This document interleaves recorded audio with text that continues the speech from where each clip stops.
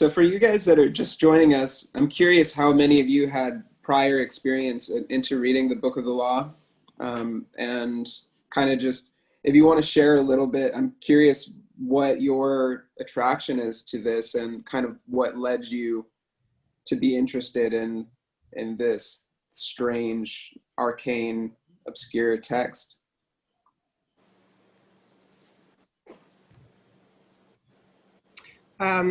I can start, I guess. I saw a documentary what's with, I'm gonna butcher his name. I think it's Lon Milo Lon or Milo Duquette.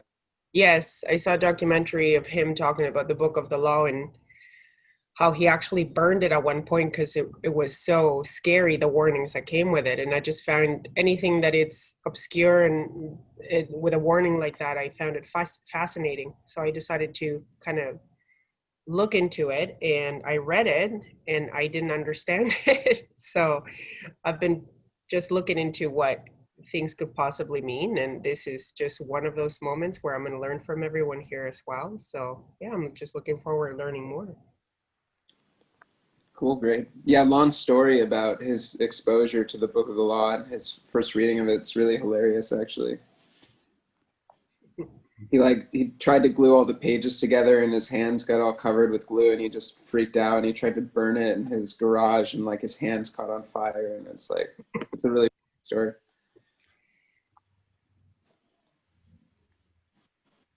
Anyone else want to share?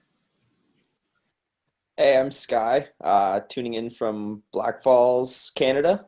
Rory's one of my buddies, actually, so it's kind of cool that we're hanging out together on here. This is the first time I've ever tried to read anything this complex, and that's kind of why I was attracted to it, because I wanted to, if I was going to read something like this, I think it's cool to be able to listen to what everybody else has to say about it to help myself digest it, essentially. Absolutely. Yeah. I mean, it's a book that defies interpretation and is specifically suggested not to try to interpret it, but there's so many layers of hidden meaning within the text. And I think that we're kind of, this is like a collective effort, I think, together to draw upon our experience to try to decipher what is within the text. I'll go next. I first read the Book of the Law probably 5 years ago when I was first starting to get into the esoteric and occult concepts, and I had no idea at all what it meant. It was way above my head, and I've been studying more and gone a bunch of different paths and come back to Thelema, working through the student readings and as part of the Thelemic student recommended text. And so when I saw this, I was stoked to get back into it. I thought it was a good opportunity to reread and see sort of what I take from it now, and to join a group like this is awesome to see what you guys pick up from it and just to learn. Yeah. Cool, right on. Are you involved in a particular order like the AA or the OTO, or just kind of following your own direction? So I've done my student essay for the AA. I'm working just with a Hermetics group right now, studying Hermetic philosophy. And yeah, like Kundalini yoga is a big thing. I practiced Blackfoot spirituality here in Canada as well. So just sort of going along that. The AA seems super interesting and sort of dabbling in it right now. I haven't signed the student oath yet, but I'm working through the readings and yeah. Cool, great.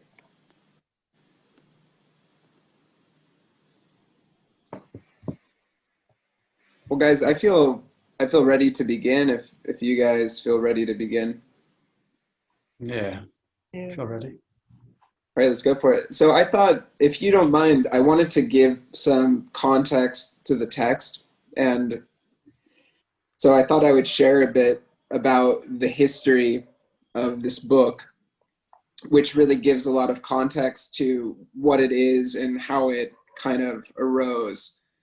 So the Book of the Law, Liber AL vel Legis, is the core holy book of Aleister Crowley's sort of religion of Thelema, which means will in Greek. the Book of the Law was supposedly channeled.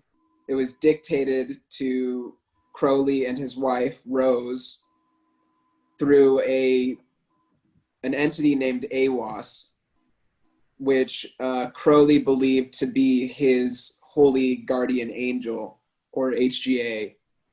There's 3 chapters of the book. Each of the 3 chapters are largely written in first person by these sort of thelemic Egyptian deities, Nuit, Hadit, and Ror-Huquit. And we're going to go into that a lot more deeply during the discussion to talk about what these entities are and what they represent as kind of larger, more abstract concepts. And through the reception of the book, Crowley proclaimed the arrival of a new stage in the spiritual evolution of humanity, which he declared to be the Aeon of Horus. And the primary precept of this new Aeon is do what thou wilt, which is also one of the sort of axioms that was downloaded in the creation of this text. There have been people who have contested the legitimacy of it in regards to whether or not it's a genuine channeled text, but Crowley says certain very, very, very serious questions have arisen with regards to the method by which this book was obtained. I do not refer to those doubts, real or pretend, which hostility engenders, for all such are dispelled by study of the text. No forger could have prepared so complex a set of numerical and literal puzzles. So just to give another sort of context, so Crowley was a heavy emphasis within the magical system of Crowley is gematria, and gematria is the belief that letters have numerical values, and you can basically deduce the essence of a word by deciphering the numerical value of a word based on the letters that comprise it, and that you can find a set of kind of covert relationships of different words based on their numerical equivalents. And it arises out of kind of classical Kabbalistic thought, which is where Crowley gets the idea from. But a lot of the writing, I believe, is meant to be deciphered in this kind of gematria way. And there's a lot of references throughout the text to numbers, like line 24 says, I am Nuit, my word is 60 and 50, 6 and 50. You know, so a lot of these kinds of puzzles are hidden within these kinds of gematric codes throughout the book. And according to Crowley, the gematria with the text itself is just too complex and too synchronistic to have been able to have forged it. You know, that it's the various correspondences throughout the text are just too much for any human mind to engender by itself. And I think that the story of the text as an actual genuine channeled text is really, really fascinating. The timeline of which is that, so Crowley was initiated into the Order of the Golden Dawn, which was a group of practicing ceremonial magicians in 1989, and he quickly kind of ascended the ranks and was one of the fastest progressing members of the time. It was a lot of kind of literary elites and artists and upperclassmen in England at the time who were exploring the paranormal and esoteric phenomenons, as well as it had a rather Rosicrucian structure to it. Crowley was, as far as I know, only in the Golden Dawn for 2 years, after which he left to try to pursue his study of magic on his own, and he purchased the Boleskine House, which was a manor that was on Loch Ness in Scotland and was a very isolated home. And he bought this house with the intention of performing the Abramelin ritual, which is a 16th century classical magic ritual that involves at least 6 months of celibacy and abstinence from alcohol, as well as a lot of other disciplines. You're spending at least 6 months completely in solitude, and it is with the intention to forge a connection with one's holy guardian angel, but it requires also invoking and summoning the 12 kings and dukes of hell and a lot of other demonic entities with the intention to bind them and to master them. I think that if you look at it psychologically, it kind of represents like mastery over one's lower natures, or to basically, you know, have our demons under control. But it's considered very dangerous to abandon the ritual. And if one is to perform it, it's really recommended that they perform it fully. And Crowley didn't do that. After a certain period of time, he was summoned to go back to Paris by the leader of the Order of the Golden Dawn. And that's one perspective. And another perspective is that he simply got bored, or he couldn't deal with the celibacy and the other aspects that were required of it. And so he left and abandoned the ritual out of lust. But it's just ultimately considered very dangerous to do that.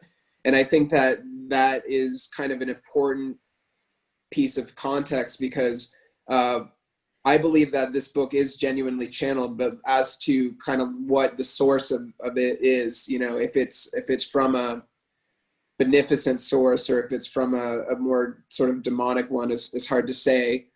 And Crowley certainly was at this time doing a lot of kind of goetic evocation and working with sort of darker forces. And according to the legend, he never banished the demons that he summoned, and it led to all kinds of strange things happening around the Bullskin House, which was also later purchased by Jimmy Page, which is cool. I think he still lives there. And a lot of people were really freaked out by the house, and locals like didn't want to go near it and stuff like that because they thought it was cursed or haunted. So that's kind of like a magical backstory in regards to the book. And then the actual book itself came from when Crowley and his wife Rose went to Cairo on honeymoon. So this was 1903, and he wanted to impress Rose Kelly by demonstrating his magical abilities. So they were able to bribe their way into the king's chamber of the Great Pyramid, and which was apparently a very arduous journey and extremely dark, and they were going by candlelight. And it's like, I mean, people that have done it now with powerful flashlights and stuff have said it's a really hellish descent, like into the base of this pyramid, and they did it just by themselves with candles. And they Crowley, while he was in the king's chamber of the Great Pyramid, tried to impress Rose by reciting the preliminary invocation of the Goetia, which is called the Bornless One ritual. And some lines of that ritual are: "Thee I invoke, the Bornless One, thee that didst create the earth and the heavens, thee that didst create the night and the day, thee that didst create the darkness and the light. Thou art Osornomorphous, whom no man hath seen at any time." And it's the Goetia is a grimoire that is attributed to King Solomon. That is a way of invoking various demonic spirits or different spirits of sort of like the lower realms, the denizens of the lower realms, and to bind them to make them do your bidding. So he kind of did this like demonic evocation within the king's chamber, and Rose was completely unimpressed and said that she saw nothing, but she did fall into this kind of like light, feverish trance. And after they left the king's chamber, they went back to their hotel room, and the next day Rose started acting strangely. She started to kind of go into these strange fever dream sort of states, these trance states, and she kept repeatedly telling Crowley, "They're waiting for you." And Crowley was kind of annoyed by this at first and was very skeptical of anything that she was telling him, until she mentioned Horus by name and told him that it was Horus that was waiting for him. And this provoked a lot of curiosity and intrigue for him, because Rose had no prior knowledge of Egyptology or mythology, and this wasn't a time when that stuff was taught to the average person. There was a very few people that at that time had the exposure to it. You know, it's not like it is now where it's taught in school or there's the internet where this stuff is just widely available. So she had no idea who Horus was. And so to try to validate her claims, Crowley asked Rose a few questions that had very specific answers to assess the qualities of Horus to try to assuage his doubts about it. So he asked her what his moral qualities were, and she answered force and fire. He asked her to describe caused by him, and she answered deep blue light, which is apparently a very unmistakable and unique quality to Horus. She recognized his figure when shown in a museum. We're going to go into that. That's a little bit different. She knew his past relationships with the deity in regards to taking his place within the temple of the neophyte ritual during the Golden Dawn, and a bunch of other things. Knew his place in the temple, knew his weapon, knew his planetary nature, knew his number, etc., etc. And Crowley says, calculate the odds. We cannot find a mathematical expression for tests 1, 2, 3, 4, 5, or 6, but the other 7 tests give us 1 out of 10 times 1 out of 84 times 1 out of 4, etc., which equals 1 out of 21,168,000 odds. Like the odds are just really, if it's true that he asked her all these things and she did in fact answer them all correctly, the odds are astronomical for her to be able to do that just by coincidence. So he uses that as kind of evidence to suggest that this was an actual channeled text.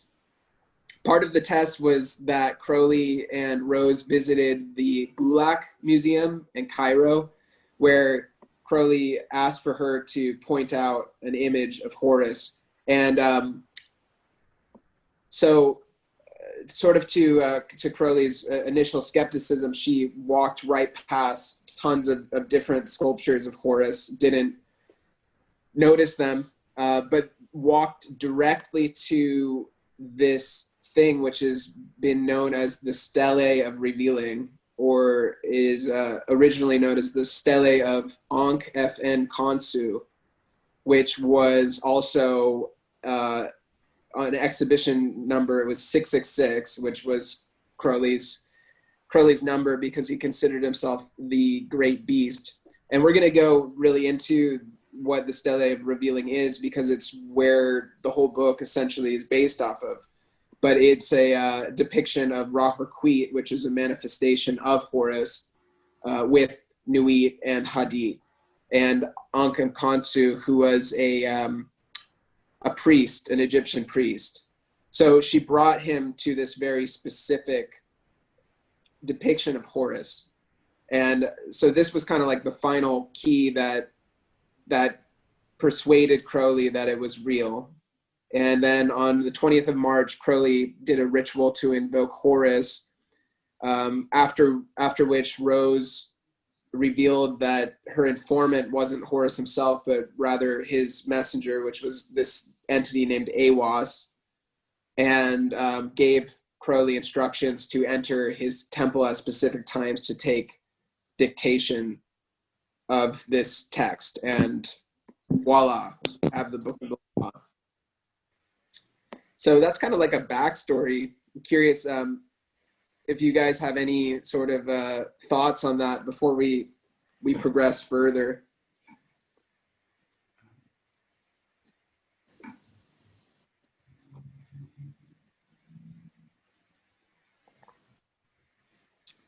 Anybody? Well, it was really thorough and definitely gave greater context for the book itself.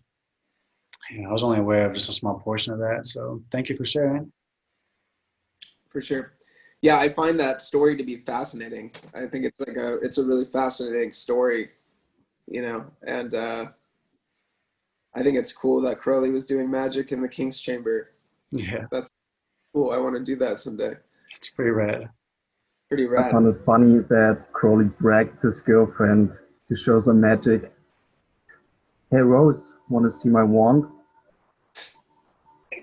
Yeah, she was apparently super unimpressed also. And yeah, I mean, I don't think that he was stoked that she's the one that started getting the downloads too. He was like, I'm the magical one. You're gonna talk to this lady like she doesn't know anything about magic. But she was actually the one that was the one channeling, which was interesting.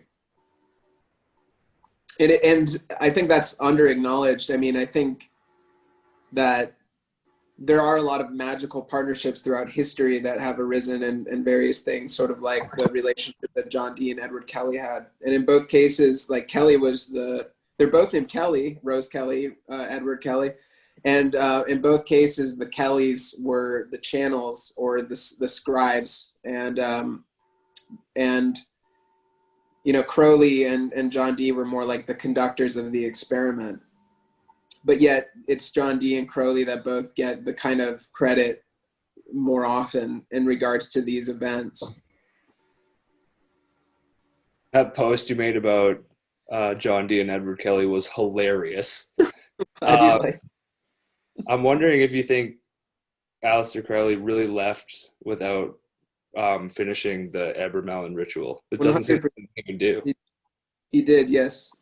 I mean, he wrote extensively. I mean, every aspect of his life is documented. He was like an obsessive. He made tons of diaries, both magical ones. Every single magical procedure he ever did is well documented, as well as his personal life. And he wrote constantly about everything, and it's well documented that he abandoned the Abramelin ritual. And he did eventually. He did recontinue the ritual eventually, but he did it in his mind. Supposedly he was traveling, I think in China, and he was traveling on like a horse or a pony or something like that. And during this long journey by horseback, he completed the entire ritual every single day for the entirety of the length of time that you're supposed to devote to the procedure within his mind's eye. And, you know, the legend goes that he was in such a deep state of concentration that at one point his horse fell over a cliff and he didn't even realize that it happened until he was, it like took him a minute to come to realize that had happened, because he was in such a state of deep trance and concentration doing this ritual in his mental temple. So yeah, he supposedly completed it, but not really in the physical form. But definitely during that period of time, he did abandon the ritual. And, you know, it's hard to say what the consequences of that were, you know, or, I mean, things like who Crowley was after that point and who he was before that point are like definitely two significantly different people. And it's when stuff kind of got really intense in his life, and kind of Crowley as we know him now was born. And it's possible that it had to do with the negative consequences of abandoning that ritual and not taking it seriously enough. And one question, who created this ritual? The Abramelin ritual is Abramelin the Mage. Yes. So Abramelin the Mage was a magician in the 16th century. It's like Middle Ages magic grimoire. But it was of great intrigue and study to occultists in like the 1800s. You know, MacGregor Mathers, who created the Golden Dawn, translated it and studied it. So there was kind of a resurgence of interest into it in the 1800s, which is probably how Crowley learned about it. And I think that Crowley was perhaps the first person to attempt to do it since Abramelin himself did it. I know that people since then have attempted to do it. I think Jimmy Page or like the whole Led Zeppelin did it apparently, which is pretty cool.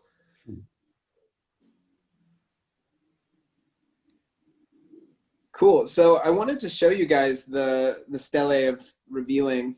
I'll try to see if I can share my screen somehow. See if I can do that, or if I can upload an image.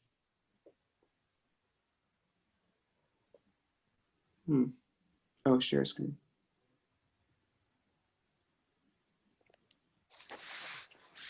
Okay. So this is the stele of revealing. So the figure seated on the throne here is Horus, or is Ra Horquit. And then there's this big black figure over top. This is Nuit. To the right, this figure that is gesturing with its palm open, that's Ankh and Khonsu, the priest. And then this sort of wing with the red circle over the center of it, that's Hadith. So this was what essentially the Book of the Law was based off of. And I will read you a translation of what this text says in the hieroglyphics. It says, above the gemmed azure is the naked splendor of Nuit. She bends in ecstasy to kiss the secret ardors of Hadith. The winged globe, the starry blue, are mine, O Ankh often Khonsu. I am the lord of Thebes, and I, the inspired fourth speaker of Mentu. For me unveils the veiled sky, the self-slain Ankh often Khonsu, whose words are truth. I invoke, I greet thy presence, O Ra Horquit. Unity uttermost showed. I adore the might of thy breath, supreme and terrible God, who makest the gods in death to tremble before thee. I adore thee. Appear on the throne of Ra. Open the ways of the Ku. Lighten the ways of the Ka. The ways of the Ka run through to stir me or still me.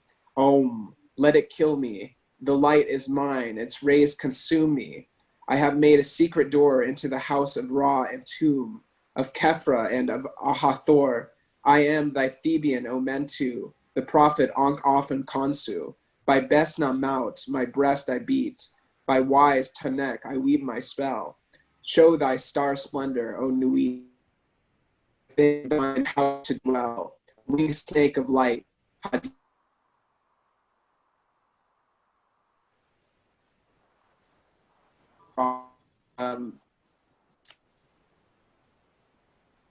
entirety of the Book of the Law arose out of. And I think that it's really important to familiarize yourself with the stele of revealing before reading the Book of the Law, to understand that a lot of it comes directly from that.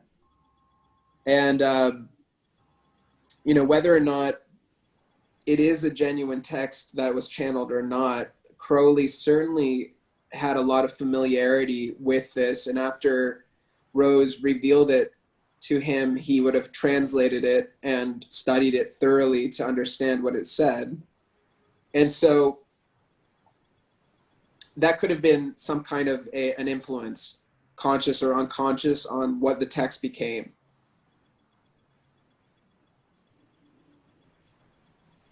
And I think it's also interesting just to give kind of prior understanding to the text, to look at some of these terms, and also to understand who and what these different entities that are depicted and spoken about in the text are. So Nuit, who is this figure that is draped over the stele, is the first deity of the Thelemic Trinity. She's traditionally the Egyptian goddess of Scorpio, or water in the west, and Leo, or fire in the south. And of the triplicity of signs, she is the night sky. And she is the star goddess, who is the category of unlimited possibilities. So she's conceptualized as the infinity of an ultimately expanded universe, all things. So she's kind of like, in an abstract sense, unbounded infinitude, just absolute everythingness, like existence without any duality or boundaries. And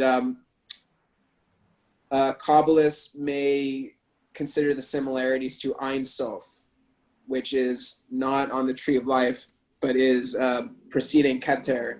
It means no limit. So she's kind of like, yeah, infinitude. She's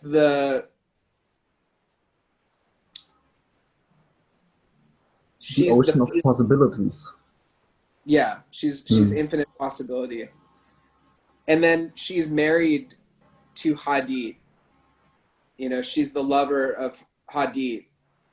And Hadit is, so if Nuit is the circumference of the circle, Hadit is the heart of the circle, the center of the circle. And Hadit is the contracted universe. So they are the two sides of the same coin. But she is limitless nothing. He's kind of like everything, you know. This Out of which concept, if I may chime in, Jake, Yeah. it really reminded me by reading the book, the first chapter, of Austin Osman Spare's theory of source Kia.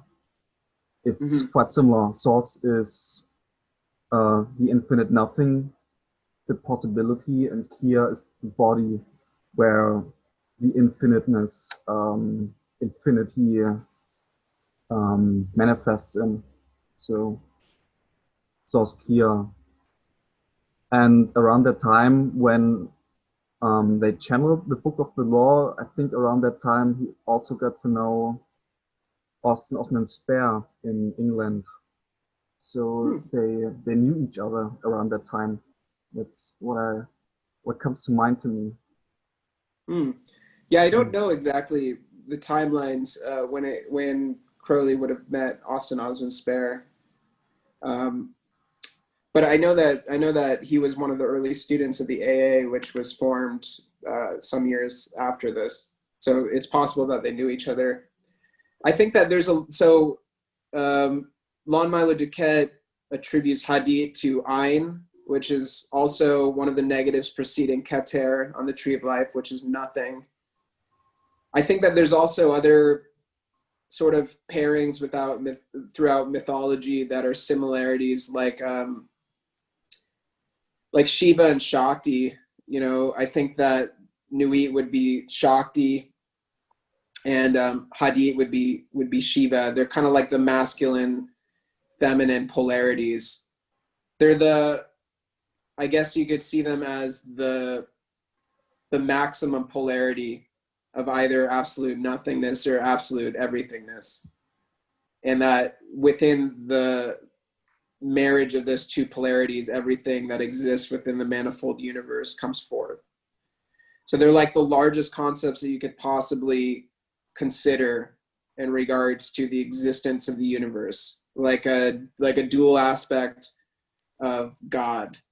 And Ra-Hoor-Khuit is the third deity of the Thelemic Trinity, which creates the triangle or the Trinity.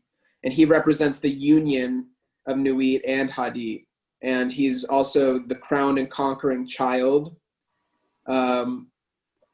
So both Nuit's expansion and Hadit's contraction are infinite. So this is what Lon Milo Duquette says about Ra-Hoor-Khuit. He says, as Nuit's expansion and Hadit's contraction are both infinite, so too must be their points of contact.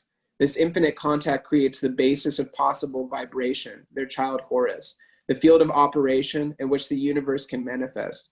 He is, however, known under his special name, Heru Raha, a double god. His extroverted form is Ra-Hoor-Khuit, and his passive or introverted form, Hor-Par-Krat. Spelling variations are found in Liber AL vel Legis, include Ra-Hoor-Khut and Ra-Hoor-Khu, and are indicative of many important facets of the deity.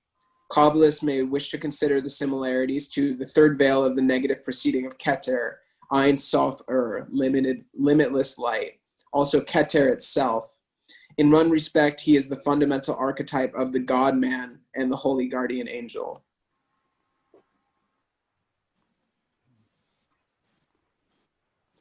So that's probably a good place to also stop and just open up for discussion. So I'm curious, looking at this and considering everything that's been spoken thus far, what are some of your considerations about what these deities are and what they represent in a larger metaphysical sense?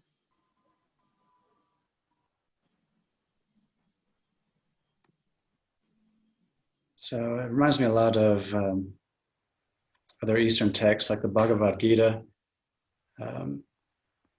So it reminds me of the concept of the knower and the field, with the field being infinite possibility. And then there's the consciousness that enters so that can observe.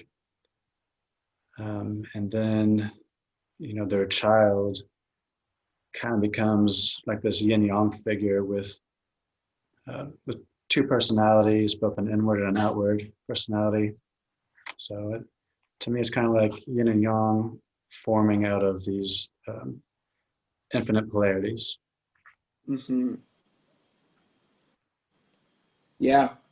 It's sort of like, I guess there's infinite expansion and infinite contraction, and then the marriage of infinite expansion and infinite contraction creates a thing. It creates something that has a limit within, that is the marriage of those two polarities, that like everything exists somewhere between infinite contraction and infinite expansion. Yeah. And that creates everything, but what precedes everything is infinite nothingness and infinite everythingness. And I think that you're right. There's a lot of parallels to the Bhagavad Gita, even in the way that the Book of the Law is presented, where in the Bhagavad Gita you have Arjuna, and that's similar to the figure of Ankh of Nakansu, who represents sort of the prophet who's speaking to the divine. And the Book of the Law is only Krishna. Here you have these threefold deities. But yeah, it's interesting to look at that. And then there's also the emphasis within the Bhagavad Gita of the concept of Dharma. And the true will, or the will, is very similar to the concept of Dharma, in that, it's said that there's nothing. Let me find it. Let me find the line.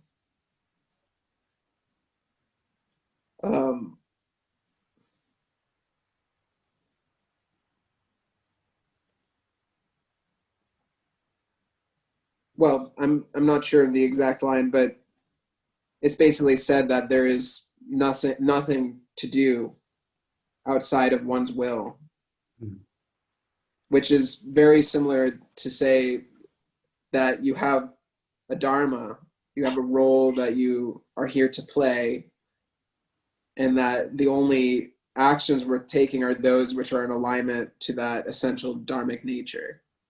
Yeah. So yeah, there's a lot of similarities in certain ways to the Bhagavad Gita. Also, both of them are sort of like non-dual in a moralistic sense as well, and that's something that we'll encounter as we get into this, because the three different flavors, or the three different atmospheres that are created by the three different deities, are quite different. Yeah, and it gets the intense. chapter with Rothbard is quite vicious and warlike, whereas the chapter of Nuit is quite gentle and nurturing and kind. And it doesn't say that there's any sort of superiority over one of these things, which is likewise with the Bhagavad Gita, with Arjuna being a warrior. Krishna does not condemn war and does not condemn Arjuna playing that role, and rather encourages him to do it because it's his will.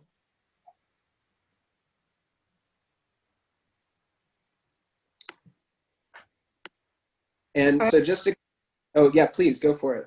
Yeah, no, I have a question. On line 39, it says the word of the law is, and I'm not sure what that word is. Thelema. Okay, because in the book it's written as something else, and I couldn't figure it out. It's written in Greek, but it translates to thelema. Okay. Thank you. So just to consider some other terms, so awas, which has various alternate spellings, is the minister of Horpar Krat. it's the praetor human intelligence who dictated the 3 chapters of the Book of the Law.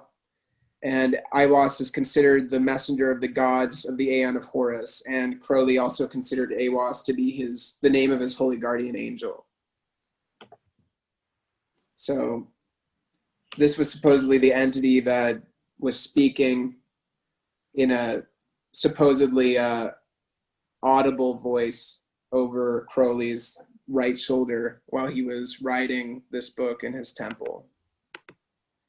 And Ankh of Nakansu, which we've seen depicted here on the Stele of Revealing, is also he's the priest that was the priest of these deities. And I think it's interesting that he's referred to as the self-slain priest, and he's also called the warrior lord of Thebes. But it's interesting that he's considered to be self-slain, and I wonder if that means that he commits suicide. And he also created this, so supposedly the Stele of Revealing was painted by him himself. And so this was his kind of, and before he passed away. So I'm going to touch on some other definitions a little bit later on, but first I want to talk about just the title of the book. So if you open up the book, the first thing you see is Liber AL vel Legis CCXX as delivered by XCIII equals 418 to DCLXVI AA publication in Class A. So if you were trying to just read this and understand everything as you go, you might just read that and just be like, fuck it, I'm not even gonna go further. So like, that's really cryptic, but before I get into that, because I've deciphered what that means, does anybody have any ideas and thoughts on just what that is about? Where was the line again? It's on the very first page. It's the title of the book.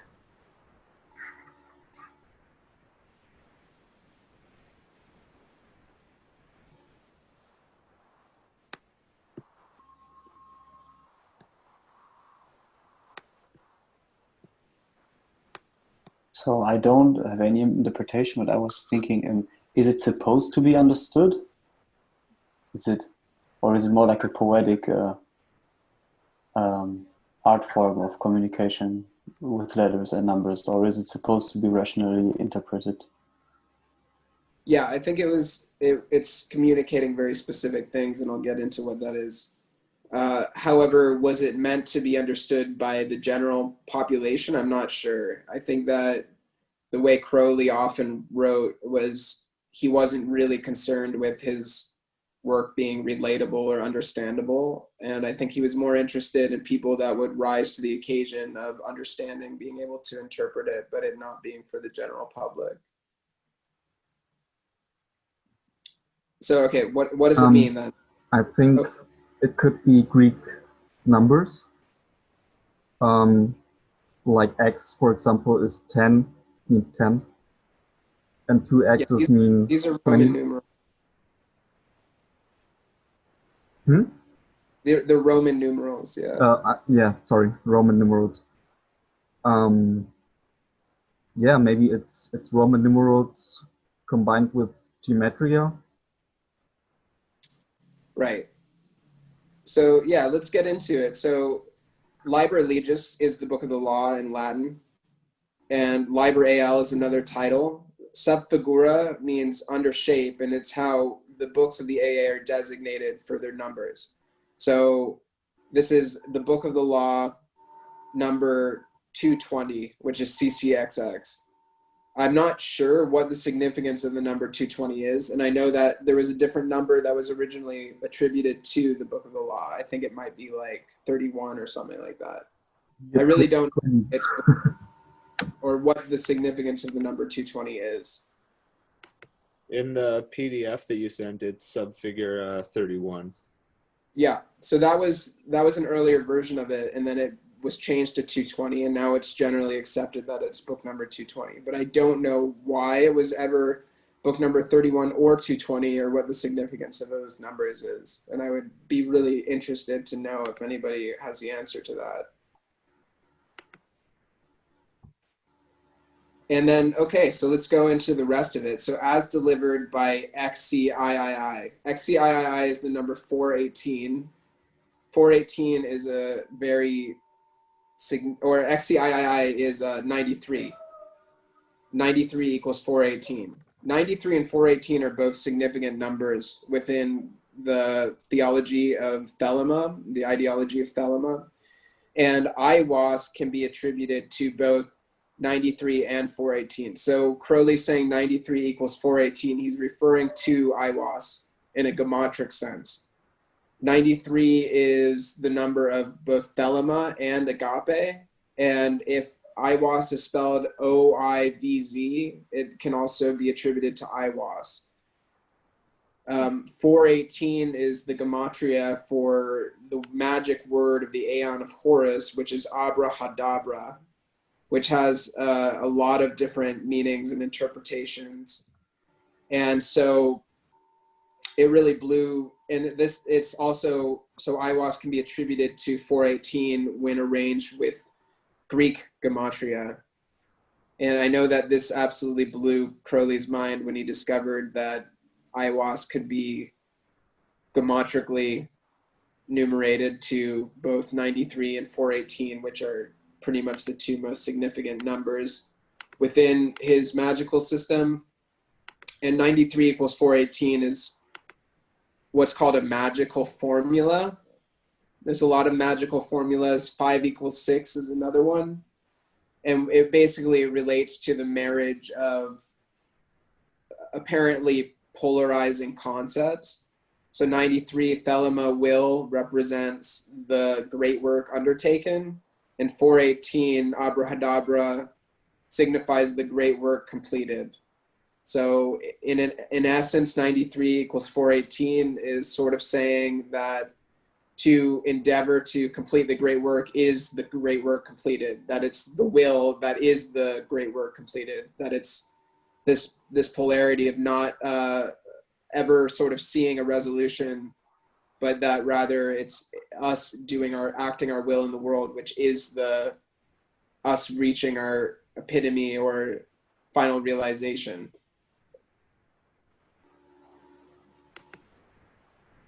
And then it says so 93 equals 418 to DCLXVI, which is 666. So it's saying, as delivered by Aiwass, essentially, 93 equals 418 to DCLXVI. This is 666. This is Aleister Crowley's number. And this is because Crowley referred to himself as the beast, and 666 is the number of the beast. It's also, if you look at a magic square of the sun, if you look at the magic square of the sun, I'm not exactly sure of how the magic square of the sun is formulated, but all of the lines add up to 111, and there are 6 lines which add up to 666. So when asked to elucidate on the concept of 666 and why Crowley was so attracted to this number, he says that it has to do with sunlight, or the light, or the bringing of realization, awakening, etc. And finally, if we're going to sum up the title, AA publication in Class A. The AA is short for the Argentium Astrum, which is Latin for Silver Star. This was the organization that Crowley created for spiritual and magical progression. And there are 5 classes of books that are available by publication for the order. And Class A consists of books which may be changed not so much as the style of a letter. That is, they represent the utterance of an adept entirely beyond the criticism of even the visible head of the organization. So it's a holy book, essentially. The Class A books are those books that are not meant to be interpreted or rewritten in any way, that every single letter is perfect.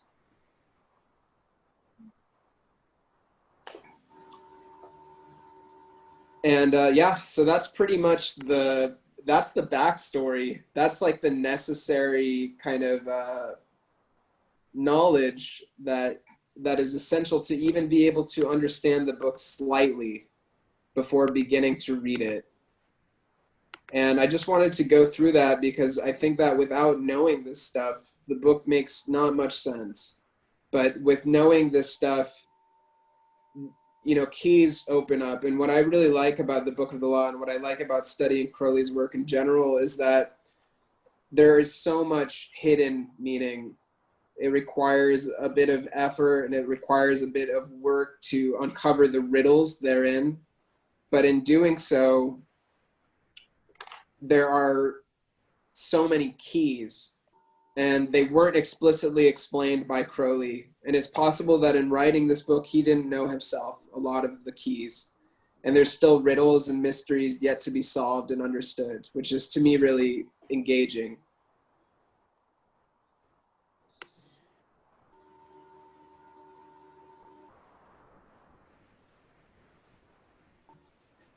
So yeah, any comments on that so far?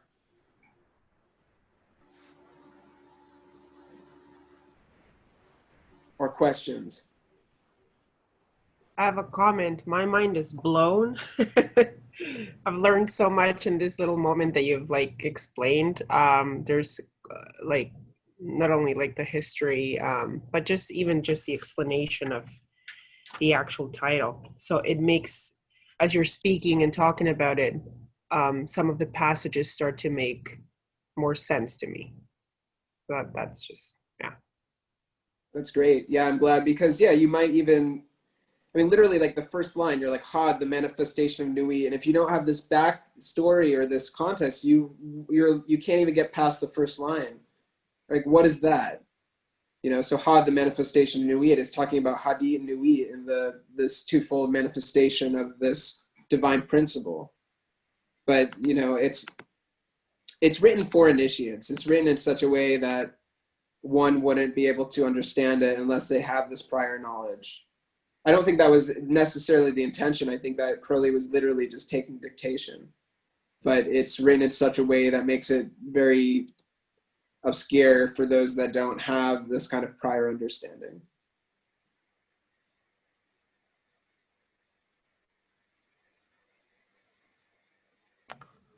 Question about the gematria. Sure. Is this kind of like typically like what you find like with the Kabbalistic golden dawn material, that cipher, or is it something different? Like I'm not sure if you're familiar with Marty Leeds with the English cipher. I think that Crowley looked. Okay, so this is my opinion on Crowley's gematria. I think that he wanted to see certain outcomes, and that he used all the different forms of gematria to get to it. So I think that he really wanted 93 to equal 418. And he really wanted AWAS to be attributed to both those things. And so he probably tried like every single form of gematria and every single spelling possible of the word to get to that point. You know, and I don't know, like Crowley was obsessed with gematria, and a lot of his work is written with it, and some of it's on point for sure. I think it's interesting to look at, but it takes a lot of like liberties as well, you know, whereas you're kind of drawing you're drawing conclusions from vague things, in my opinion. And it's like, yeah, 93 is the equivalent of thelema, agape, and awas, but it's also the equivalent of a lot of other things that I don't think he would say are the same at all, you know. But I know that gematria, I think, originates out of the Hebrew language, and you could make an argument that any form of gematria that is not in relationship to the Hebrew language is not real gematria. But he used the English gematria, he used the Hebrew gematria, and the Greek gematria as well. Jake, have you seen any gematria interpretations of this text? Crowley wrote interpretations of every single line of this book, which can be found online. Mm-hmm. So he goes through every single line and talks about it from the perspective of gematria as well as many other things. But I will warn you that his interpretations are as obscure as the text itself. So it's not necessarily going to make things more understandable for you. It's just going to open up more rabbit holes you have to go down to try to figure it out. Who made up English gematria? Where did that come from? I don't know. Maybe it comes from people trying to understand the Tree of Life and the Kabbalah, and because they were English speaking, they just tried to carry over the principles from Hebrew gematria into English. So I'd like to answer this a little bit, and in fact, just based off the writings of Manly and P. Hall as well as rabbinical scholars. Gematria is so effective in Hebrew and Greek because Hebrew in particular, the whole language was developed around numbers. The language was developed in partnership with creating a gematria. Greek to a lesser extent, but it also was created around numbers. The English language was not created in that way. The English language was created in a synthesis of multiple languages during the Roman conquest. So a lot of esoteric scholars, such as Manly P. Hall, basically say that doing any kind of gematria in English is more of a novelty than anything, because the language just wasn't written that way. It doesn't have that capacity put in its DNA. And then going on rabbinical scholars place a lot of importance in gematria, but they also place a lot of disclaimers in gematria. The way that rabbinical scholars tend to treat gematria is like, it's great when something pops up in it, and it can lead to more insight and use, but they warn heavily against people getting too enthusiastic about gematria, because you can basically start to find anything you want to find, and it becomes a reflection of your own psyche and stops leading to insights. It starts leading to kind of an obsession. And they say it keeps you away from getting to the true heart of Kabbalah, which is a more open, receiving state. Mm-hmm. Yeah, thank you. Yeah, I think Crowley probably was more on that kind of like obsession tip. You know, I could imagine like how people get really excited about seeing, you know, like 3332222. That was like Crowley all the time for like every number. He's like, it's 314, and like just would freak out about everything around him all the time. Yeah, it's kind of like a state of you know, when people get really blasted out on a strong acid trip or something, and then just like everything is imbued with this really intense magical significance. I think that his perspective around gematria was sort of a similar one.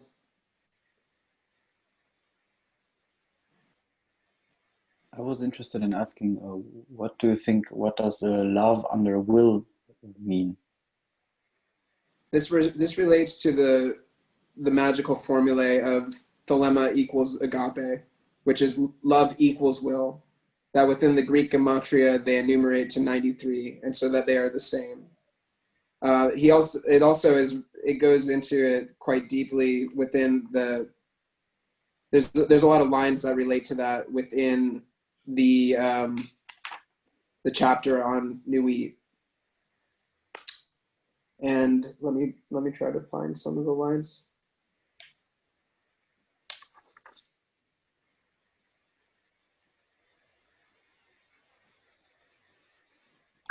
Maybe it's not the one on Nuit. Well,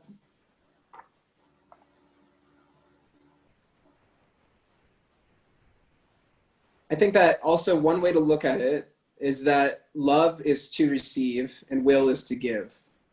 And that it is within the marriage of those two polarities, and there is a very deep emphasis on the marriage of polarities as a magical formula, whether that is sexually, the marriage of man and woman, whether that is the marriage of, you know, the various contrasting principles that are represented by the spheres of the Tree of Life, as it's represented by Hadith and Nuit, but like the marriage of polarities is what gives birth to manifestation. So I think that it could also relate to that.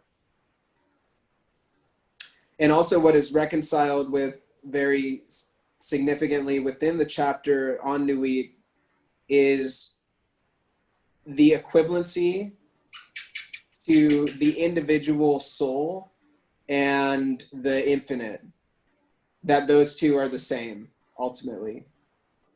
And so that the absolute and the relative are one of the same, and that their distinction is only an illusion. And there's various lines throughout the text on the chapter with Nuit that relate to that and that suggest that.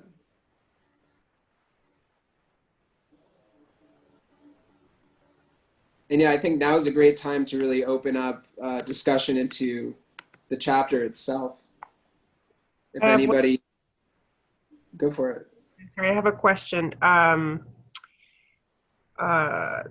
What do you make of the three grades, the hermit, and the lover and the man of earth? What do you make out of that stance? What's the number of the line? That is 40.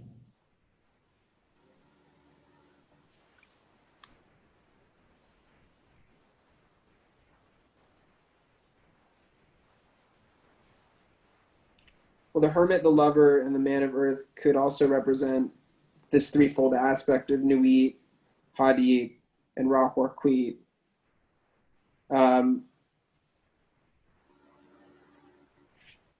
It could. I don't know. I mean, that would be something worth looking into and seeing if there's any specific symbolism with that. Like, what are the numbers? Because like, there's like one here that's like Zadi is not the star, and it's referring to how like Crowley, when he created his tarot deck, like Zadi, which is the Hebrew letter, was originally attributed to the star, and then he changed Zadi to the emperor and swap them out. So I would look into that even to see more deeply the symbolism of those cards.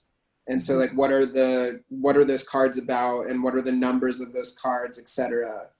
You know, because a lot of it represents, is like, these are like doorways into larger concepts. Yeah. You know, it's condensed and it's not explicit, and there's a lot that is to be uncovered if you look more deeply into it. Mm-hmm. It can drive you crazy looking for it, and when you find it, it can even drive you crazy. Like it did Crowley at one point. Just you know what I mean? It's such a huge puzzle to me sometimes. I mean, imagine how he felt if this was genuinely channeled, and then for him to spend basically the rest of his life attempting to interpret it. And there's other things in here too, like what is the number? Like number 76 of the Hadith chapter. There's this crazy thing that's like 4638ABK24ALGM, etc., etc. And then it says, "What meanest thou, O prophet? Thou knowest not, nor shalt thou know ever. There cometh one to follow thee, he shall expand it. But remember, O chosen one, be to me to follow the love of new in the starlit heaven, to look forth upon men, to tell them this glad word." So it's like, this is like explicitly like a riddle that's meant to be interpreted and solved. And I've Googled it, and different people have different interpretations of what it means. But if you figure it out, congratulations, you're the prophet of the new aeon. Looks like a blockchain public address or something. It's a crypto wallet key. Yeah, crypto, right. That'd be amazing. And then you type it in and you get like 1 million Bitcoin.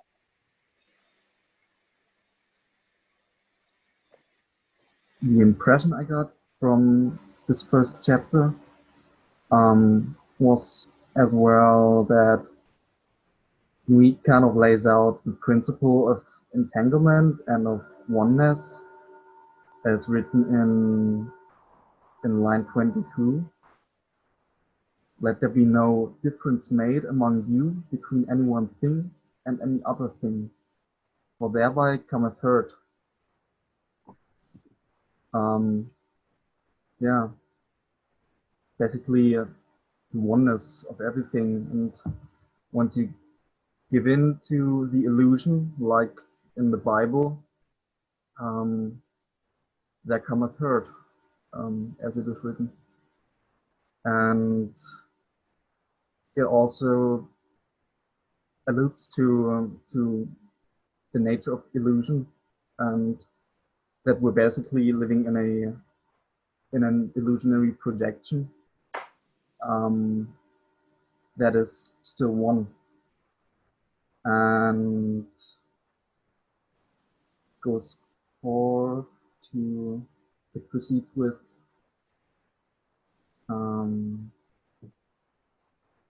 the word of sin is restriction in line 41, really pulling apart all these restrictions put on humans by organized religion like Christianity. Back then, when magic was blooming and it was still a forbidden thing, a dark and evil thing in Christian terms. I think this whole chapter is just laying out the illusion and kind of destroying these restrictions put on men by Christianity. And that's why there's written the word of sin is restriction. O man, refuse not their wife if she will, O lover, if thou wilt, depart. There is no bond that can unite the divided by love, but love. All else is a curse. It just screams breaking these chains to me. Yeah, absolutely. Yeah, I think that there's a non-dual understanding that pervades the entire text and is supposed to be the perspective that is taken if one is to engage with Thelema. But it's the idea that every man and woman is a star, and that every number is infinite, there is no difference. And there's also this line, the Cobbs is in the coup, not the coup in the Cobbs. And this, the Cobbs is a star, and the coup is the individual soul. So it's if you look at the universe as the conception of Nuit, which is infinitude, unbounded, then every man and woman is the center of the universe. You know, that just like our Earth orbits the sun, which is the star in the center of our solar system, each person is their own star. Each person is the center of their own universe and their own God, so to speak. And this is a radically different concept, I think, than what is tried to be presented within Christianity, for example, or these other religions that say that there is a God that is the center of the universe, or that there is, some kind of deity outside of you that is the center of the universe. That's actually. Sorry, go ahead. Well, I think it's also the understanding that all is this within this divine sphere, that all is a manifest aspect of the divine, and therefore do what thou wilt, meaning like what you do here in the world isn't of any consequence given the absolute essential nature of who we actually are in the universe, which is this aspect of divinity and is inseparable from that.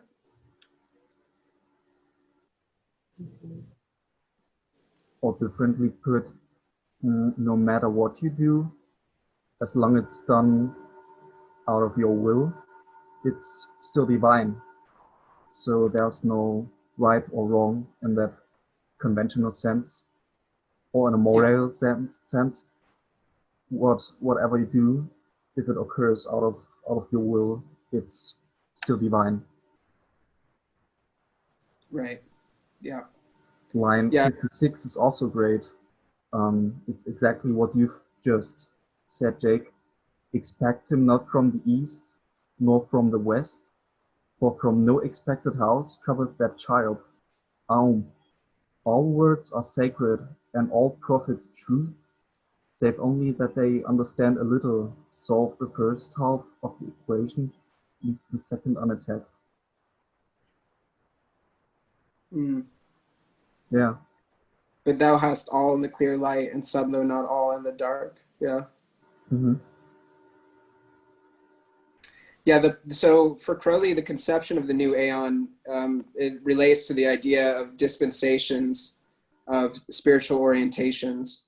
So, you know, like the dispensation that occurred when Moses received his gnosis on Mount Sinai was the transition from polytheism to monotheism.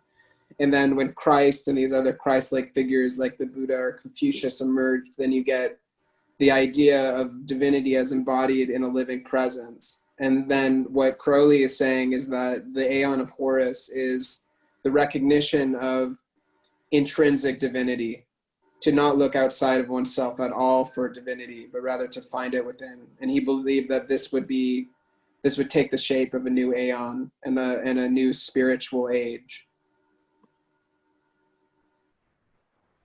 This is why I really love line 8, the cobs is in the coup, not the coup in the cobs, because it gives that absolutely lovely spiritual message about love and everything coming or stemming from that core. And it's almost like it's written in a form of worship, worship that love, and along with rituals that you can do. And it almost ends in a sensual note of the union of the feminine and the masculine. And it's just, I found it absolutely lovely and spiritual, even when parts I couldn't understand. But that's basically the message that I get. It's within the soul, within the will and love. Mm. Yeah, and then the second line, worship then the cause, which is the star, and behold my light shed over you. So it's like namaste, you know, it's like beholding the light or the divinity in each individual, and holding that as a point of worship. Mm-hmm.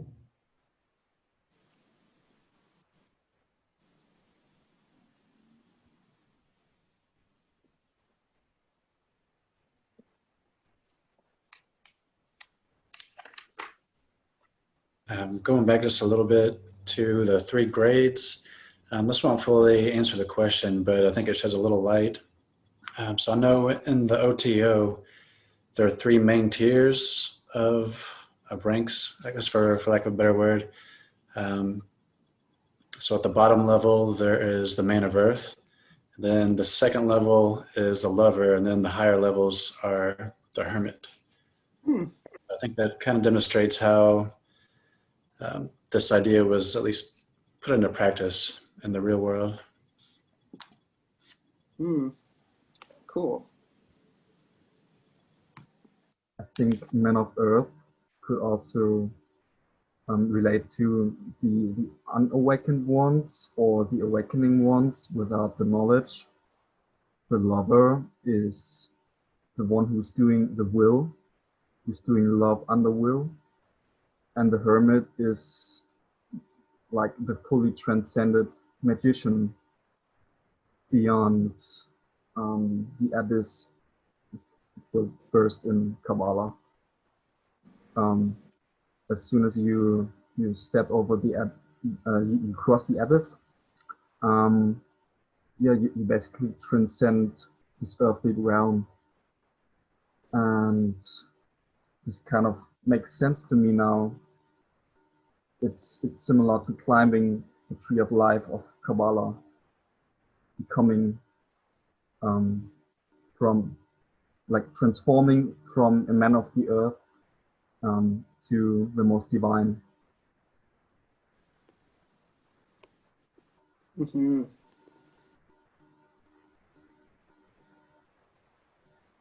I'm curious what you guys think about this. It's number 60, and my number is 11, as all their numbers who are of us. The 5-pointed star with a circle in the middle, and the circle is red. My color is black to the blind, but the blue and gold are seen of the seeing. Also, I have a secret glory for them that love me. And I know that there are 11 letters in Abrahadabra, and I read somewhere that a lot of the God names like Adonai, etc., enumerate to 11. And so Nuit is saying that there's like an essential divinity, I think, to the number 11. But I'm also curious. So the 5-pointed star with the circle in the middle, and the circle is red. I mean, the 5-pointed star is the pentagram, which represents spirit manifesting into matter, and it represents the individual as like a human entity. But yeah, just, I don't know. What do you guys think about that line?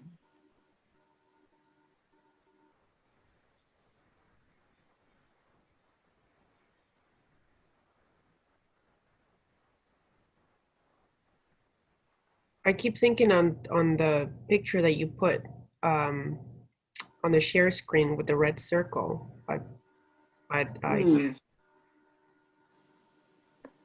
Yeah, let's look at it again and see.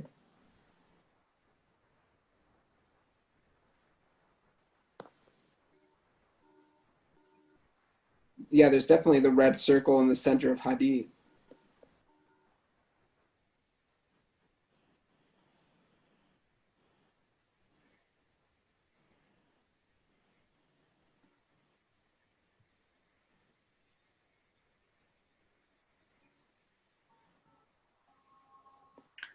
Jake, what does the 5-pointed star mean? What did you say again? The 5-pointed star is the pentagram.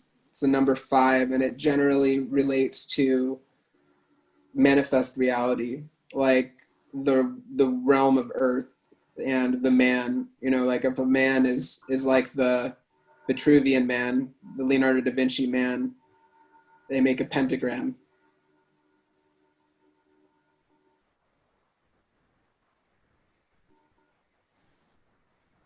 I immediately also thought about the lesser banishing ritual of the pentagram somehow. You also draw these pentagrams in blue. And when proceeding to the lesser banishing ritual of the hexagram, you draw the hexagrams in gold, so they overlap with the blue pentagrams. I don't know, just a thought I had. You also sting, or how may I put it? You thrust your sword or your fingers in the middle of the pentagrams. Mm-hmm. I thought of that when I was reading that part where they mentioned the wand and the sword. It's like some people choose not to use their fingers, but to use like something else for the LBRP. So that was interesting to see.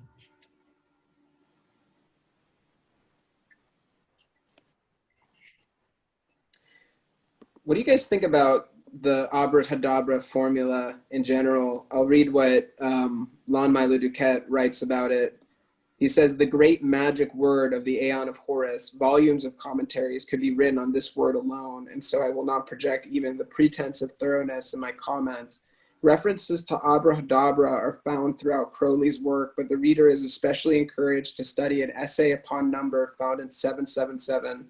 Briefly, its 11 numbers, 5 identical and 6 diverse, are illustrated of the great work accomplished. It joins that which is above to that which is below, the microcosmic world of 5 to the macrocosmic world of 6. It enumerates to 418, the same as the Hebrew letter Cheth, spelled in full. The path of Cheth crosses the abyss, joining the 5th Sephirah, Geburah, with the 3rd Sephirah, Binah, the abode of Babylon. The tarot card that is attributed to Cheth is the charioteer who bears the Holy Grail across the abyss, where it becomes the cup of Babylon. There are other names and words unique to Thelemic magic, which we will discuss in later chapters. As I explained earlier, these are not orthodox or even adequate definitions.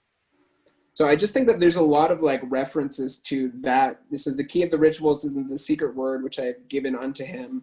And there's various references to 418, which is Abrahadabra, as well as the 11, which I think relates to it also. So I think that there was an emphasis of like a wellspring of sort of secret keys being hidden within this term, and that the union of the macrocosm and the microcosm, the 5 and the 6, is one of the sort of magical formulas or the secret keys to the great work accomplished. That it's about us like finding realization as a self, as an individual entity, but at the same time unifying with a larger cosmic force.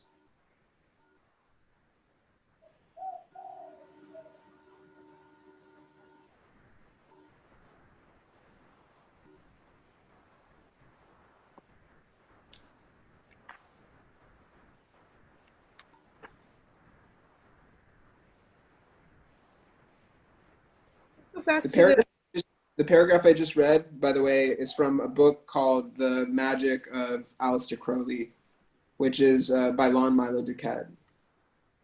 And it's really thorough. It's really excellent. Takes a lot of these really convoluted and complex topics and breaks them down into ways that are easier to understand. what's the name of the book again? It's called The Magic of Aleister Crowley, a handbook of rituals of Thelema.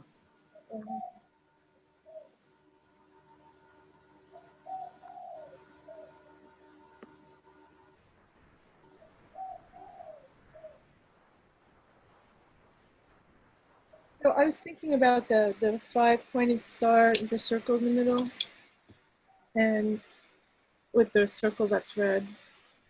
And after your explanation of everything, the vision that I get is it's like the spirit within the man, or human, or something like that. So I see that the circle, the red,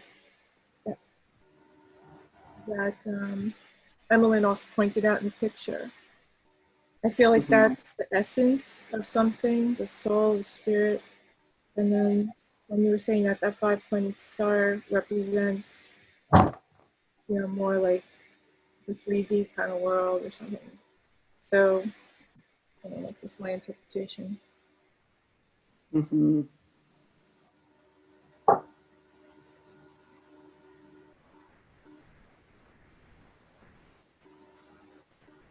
This is such a beautiful line, number 61. But to love me is better than all things. If under the night stars in the desert, thou presently burnest mine incense before me, invoking me with a pure heart in the serpent flame within, thou shalt come a little to lie in my bosom. For one kiss wilt thou be willing to give all, but whoso gives one particle of dust shall lose all in that hour. Ye shall gather goods and store of women and spices. Ye shall wear rich jewelry.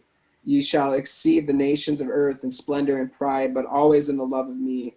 And so shall you come to my joy. I charge you earnestly to come before me in a single row and covered with a rich headdress. I love you. I yearn to you, pale or purple, veiled or voluptuous. I, who am all pleasures and purple and drunkenness of the innermost sense, desire you. Put on the wings and arouse the coiled splendor within you. Come unto me.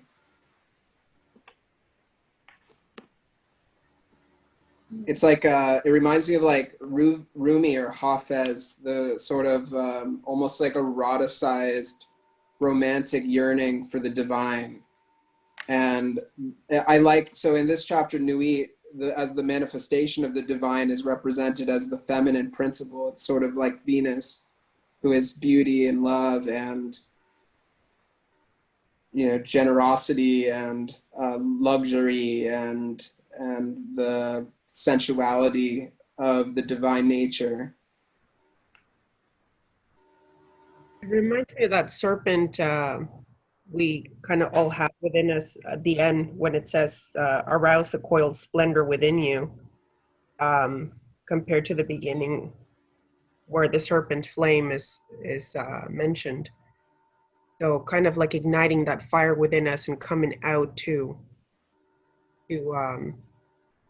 just reaching that desire of worship and adoration for divinity in a spiritual sense, I guess. Mm.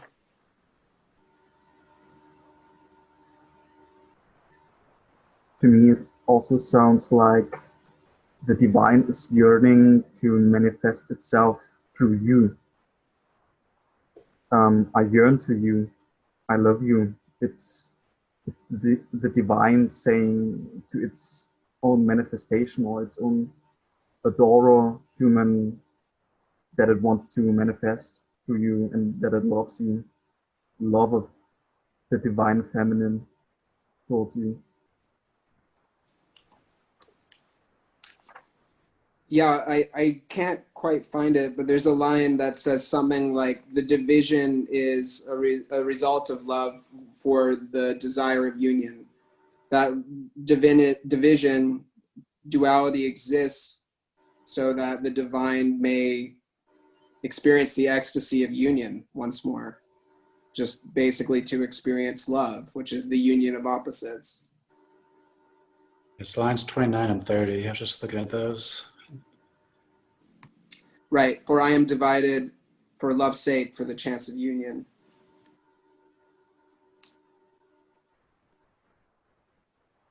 Yeah.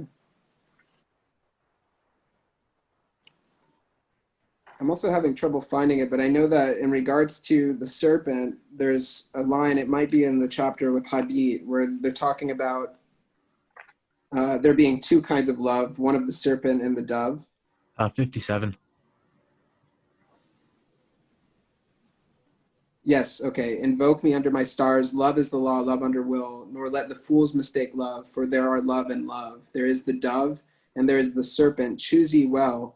He, my prophet, hath chosen, knowing the law of the fortress and the great mystery of the house of God. I'm curious what you guys think about that. And then it's also part of that line, all these are old letters of my book are right, but Zadi is not the star. This also is the secret, my prophet shall reveal it to the wise. And yeah, that I guess was manifested in the revisions that Crowley made to the tarot. I find it And the interesting book that the might sorry. relate to, the book might relate to the tarot is all I'm saying. I think it's interesting that he says Zodi is not the star. Within that 57 line there, it doesn't get its own spot. It's somehow linked to the serpent and the dove. Yeah, that is interesting. I don't know enough about Zadi to understand that, but I know that star is attributed to Aquarius. Oh, and it's also the well, I mean, there's this whole thing about the age of Aquarius also, and Christ said something like, "Follow the man with the water pitcher," or "and I will be there," or something like that. So there's also this symbolism of the star or the Aquarius symbol representing the new aeon. So maybe it has something to do with that. The Sadi is the letter. Yeah, it's the Hebrew letter TZ.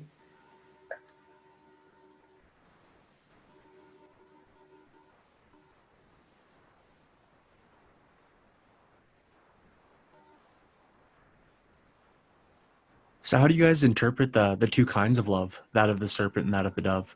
And do we really have to choose, or is it about choosing both?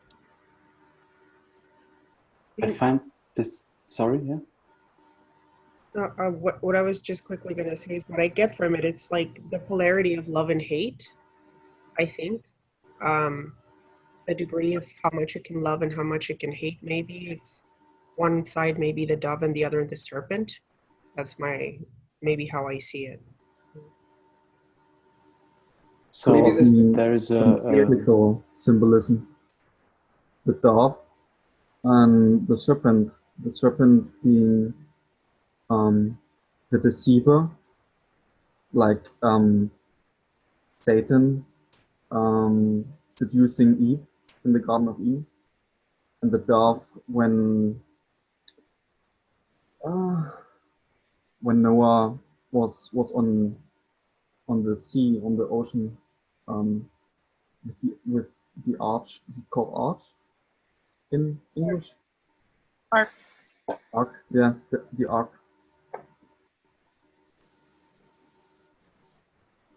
So there's a verse in the Bible that Jesus said, be smart as snakes, but also dumb as doves. like be both. Wise as serpents and gentle as doves. Yeah. Is it gentle? Is it not like so? I think it was gentle. Yeah. Yeah. Yeah. Wise as serpents, gentle as doves.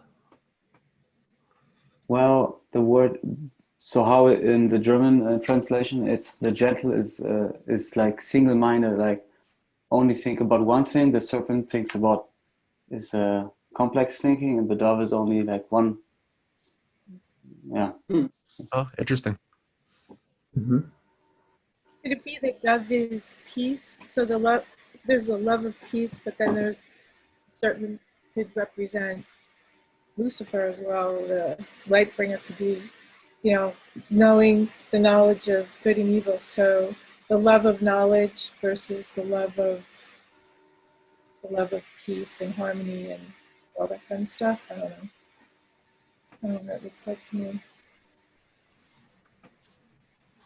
I know that like Crowley had a perspective that was a lot about usurping or overthrowing, and it was a revolutionary kind of attitude that was extreme and a bit, I guess you could say, violent in a way, but that it was ultimately, I think, in the perspective of this book at least, of trying to establish greater harmony within the human consciousness.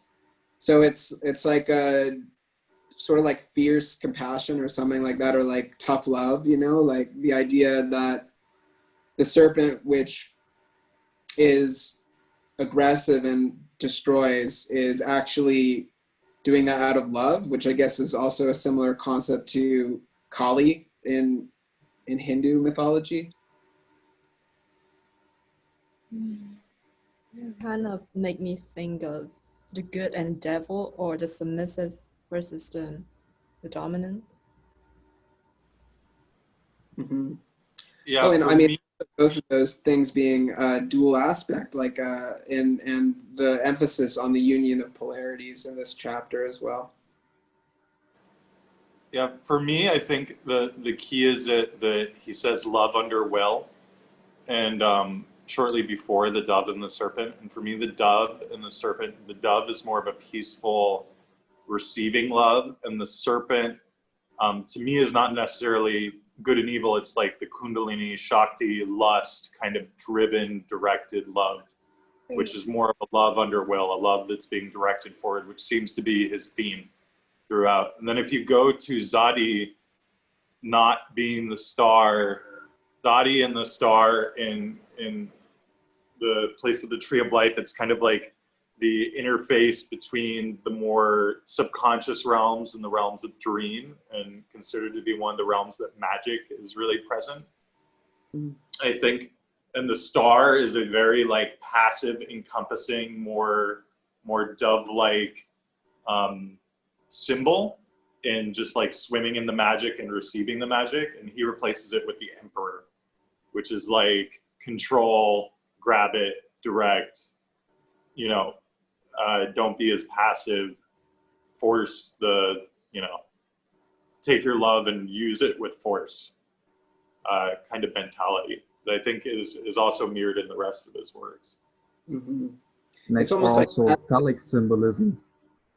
Yeah, it's almost like that's the new dispensation, really, is like in the Aeon of Horus redefines what love is, from it being the dove into the serpent, like from love being this passive, just like receptive thing, to it being this directed, like solar phallic thing.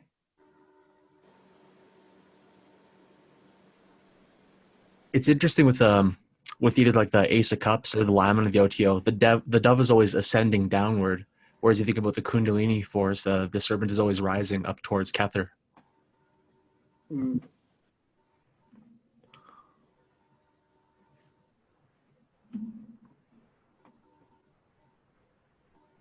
Totally. Okay, I'm wondering where it says love under will, if that's not possibly relating to the fact that choose wisely and love those things that line up with your will. make sure that your love lines up with your will. So it makes all things possible. Does that make any sense? Because if you're loving things that aren't lined up with your will, maybe there's some, can take some issue there. Yeah, in later stanzas, I know I'm jumping ahead, he gets a lot into like going against because and really leaning into will, going against any kind of passiveness in spirituality. I think that's one of the major themes of all three chapters of this entire text, is just like blasting any kind of spiritual passivity that may exist within the reader. Yeah. What's the point of loving without it being in line with your will? I mean, it's kind of like a false love. Mm-hmm. In a way. I don't know if false is the right word, but. Yeah, I think that there's a certain transcendental quality to Crowley's ethos that it stands outside of moralism, with the understanding that we have a true will, we have a divine purpose, we have a dharma, and it is our destiny to fulfill that. And it's not for us to decide whether that's right or wrong or whatever. And that it's only, the only determinant of what's right or wrong is if you're doing your will. Like if you're actually in integrity with your essence and your dharmic essential nature.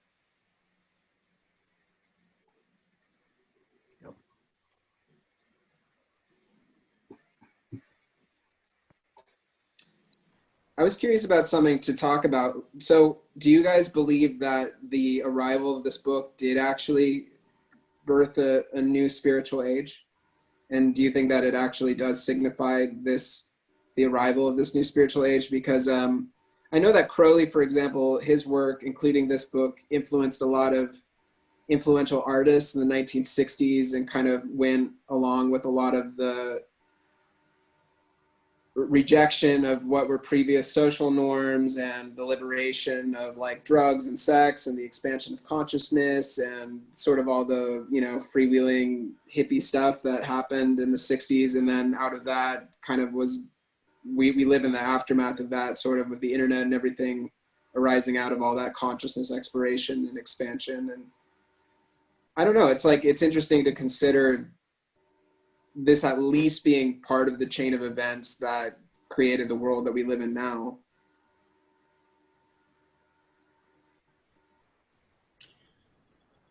I think he's a big influence, but in some things that I've read, I think it would be Madame Blavatsky and Crowley that had such a rich influence in bringing everything to the West and have us practice or, you know, read. And yeah, Certainly might have led to some kind of snowball effect, or a butterfly flapping its wings and causing change in the West. And when I've read the Book of the Law, I thought of the Satanic Bible by Anton LaVey, which seems like a watered down version of the Book of the Law, especially in the second chapter where it says slaves shall serve. It's very brute.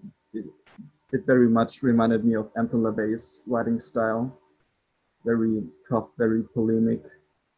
And in the 60s, going right with the hippie movement, I think this led to some breaking down of the aforementioned structures of repression and religion, all coming down, crashing down. I think both influenced by the Book of the Law and maybe the Satanic Bible. I think LaVey was almost like a pop culture Hollywood version of, you know, Crowley in a lot of ways, and took, yeah, totally, I wouldn't say like plagiarized, but took like a lot of influence from Crowley's ideas, but marketed in such a way that, like, I respect LaVey, but I think that he lacked a lot of the real kind of genuine spiritual experience that Crowley had, and that he was more looking to create some sort of establishment that would glorify his own ego and edifice, which is like what all of LaVeyan Satanism is, basically. But it was effective, and you know, like, it was kind of fun also. Yeah, a lot of sex magic there. For sure.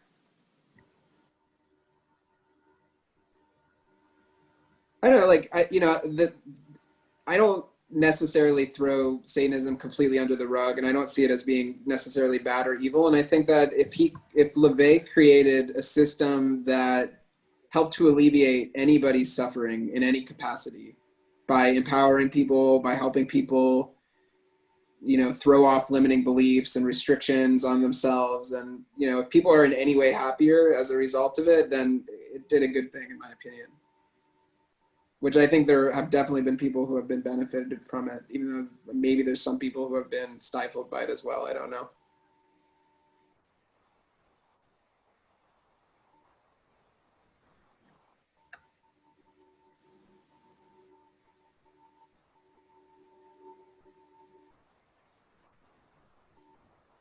Any kind of like closing thoughts or any burning realizations to share?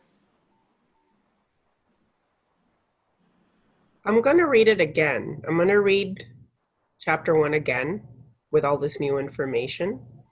And I know already I'm going to get a lot more from it. So I'm super excited for the other two that are coming. For sure. Maybe we should all reread it. And, you know, next week we'll discuss our new understandings, if there's any updated understandings of it based on this conversation, as well as we'll also discuss the second chapter, which is from the mouth of Hadith.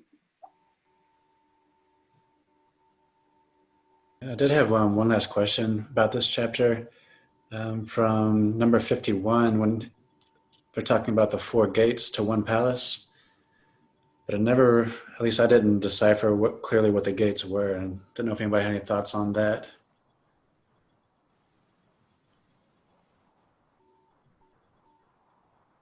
I mean, what comes immediately to mind is the 4 directions, which also corresponds to the 4 sort of like, there's the 4 cardinal archangels, there's the 4 elements. You know, there's like there's a lot of proliferation of the idea that within the realm of matter, there's 4 main ingredients to everything that comprise all of existence, which is like the 4 elements, the 4 directions, etc. So maybe it has to do with that. Makes sense.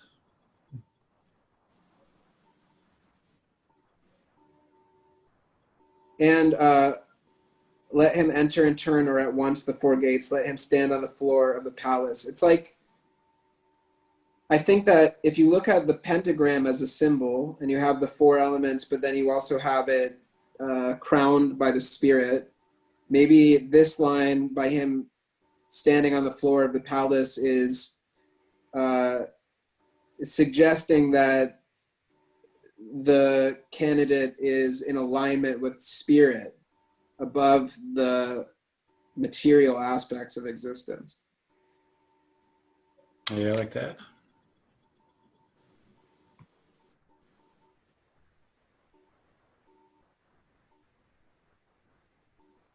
Is there a replay for this? I missed the first like 40 minutes or so. Yeah, I'm gonna post it on YouTube, and I'll also post it on my podcast, where it can go out to Spotify and Apple Podcasts and things like that.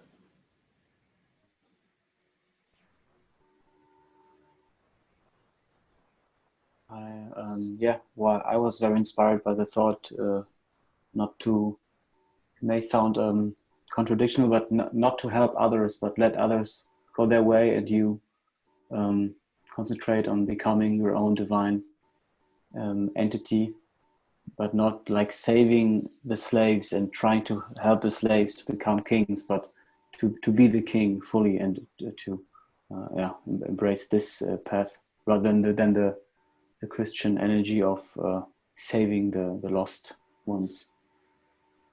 Mm. Yeah, because we all know how Christians trying to save things has how that's gone, and there's been a lot of mistakes made in that mission. Saving by burning.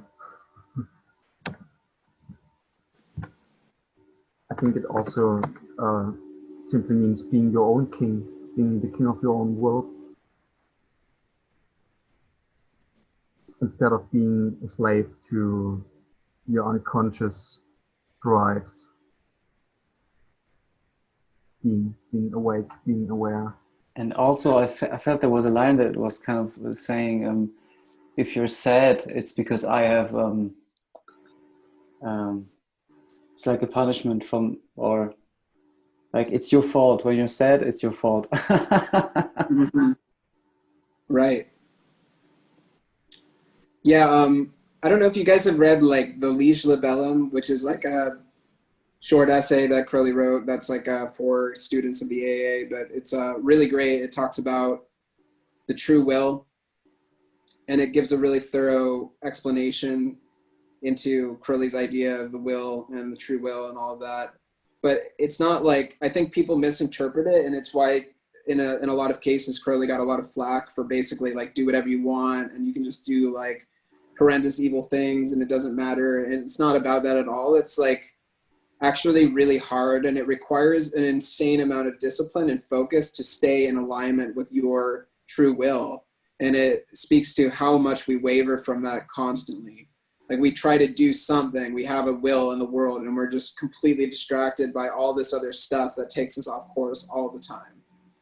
You know, so Crowley's kind of perspective was a lot about really focusing one's energy towards the attainment or the achievement of a particular goal or endeavor in a really clear and direct way.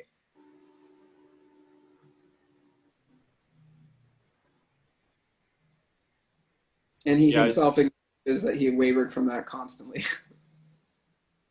I definitely agree with this. I think that also factors in to the disclaimer he put on the works about spreading pestilence and all of these things. The way I see this work is like he's speaking to people who already understand many spiritual concepts, and he's creating basically a spell of going from the undifferentiated, non-dualistic, loving, warm blanket to kind of this like crush the weak and don't let the idiots take over mentality that Crowley shows quite often in his writings. Like, don't see anyone lesser than you, and for Crowley, everyone was lesser than him.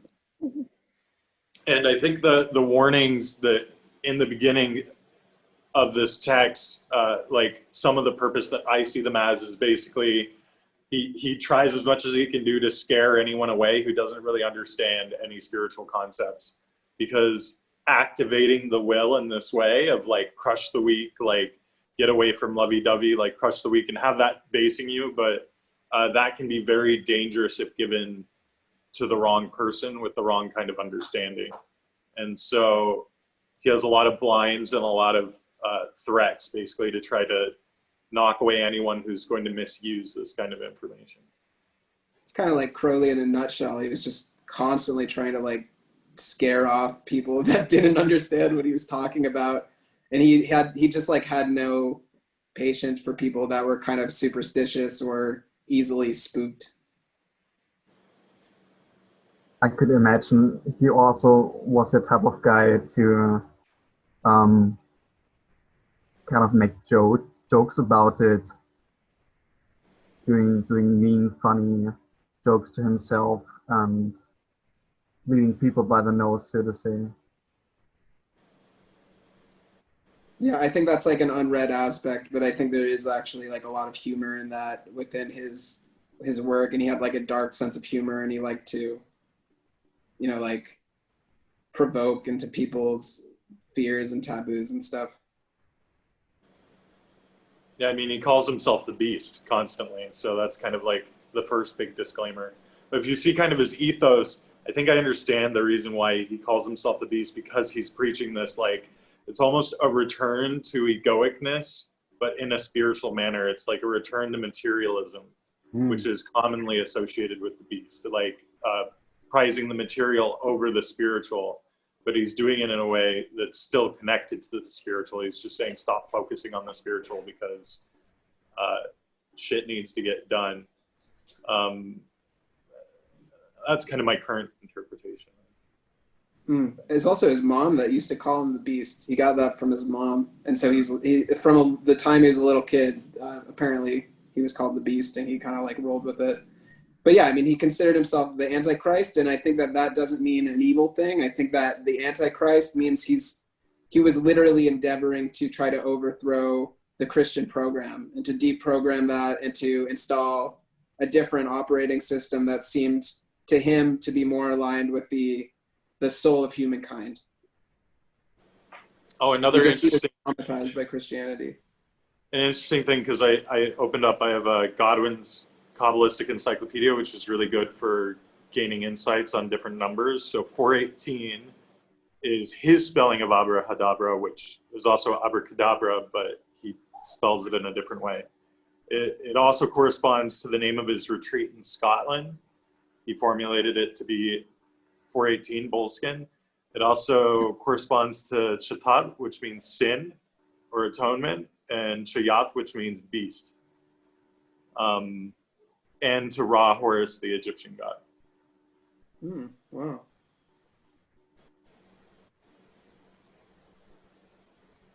What was that book again?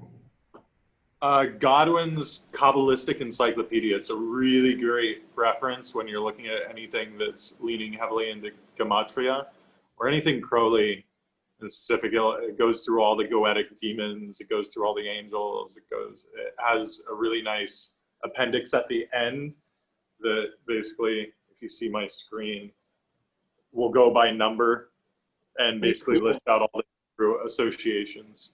Wow, that's useful. Anything by Crowley.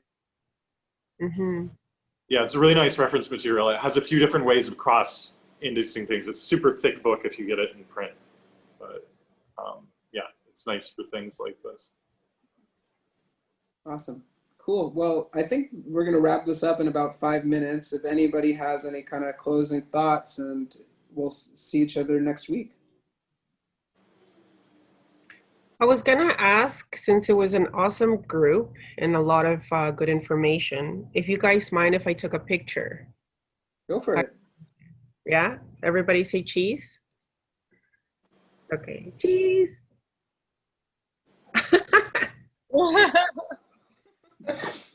Thank you. Okay.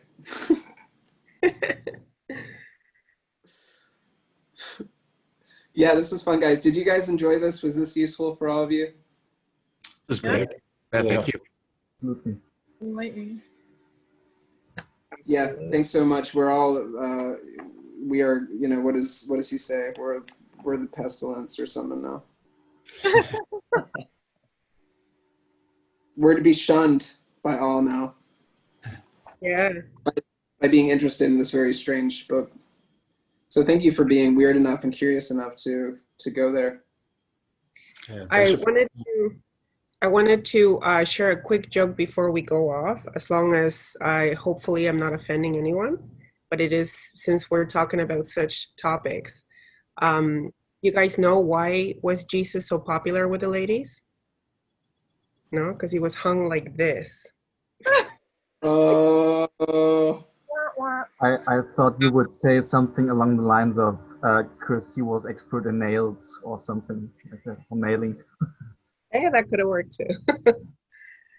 You know why he was bad at hockey? He kept getting What? nailed to the boards. Oh. Awesome. Cool, guys. Well, yeah, thanks so much. This is fun. Looking forward to talk more next week about this and to unpack it and to go deeper into levels of understanding around this book. Yeah, thank you. Thank you all. Thank you. Thanks, Jake, for connecting us. Really cool. Good night, everyone. Bye, guys. Bye. Bye Thanks bye. for coming.